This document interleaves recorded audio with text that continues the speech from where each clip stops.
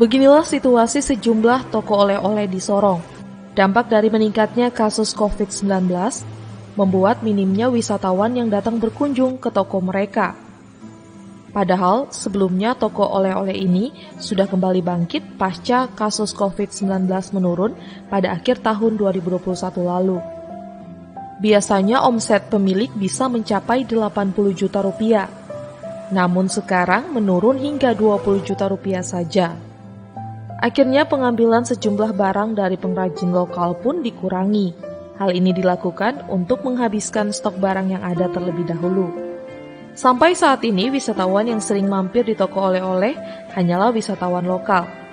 Mereka membeli lukisan dan karya seni yang identik dengan sejumlah suku di Papua. Sementara wisatawan mancanegara jarang terlihat. Selama pandemi ini sangat menurun sekali. Ini saja ini sepi sekali nih.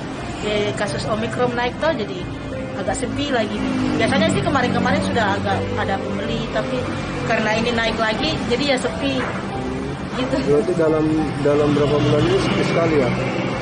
Kalau ini 1-2 bulan nih, dari Januari sampai Februari. Berarti tahun ini ya, sepi sekali nih. Iya.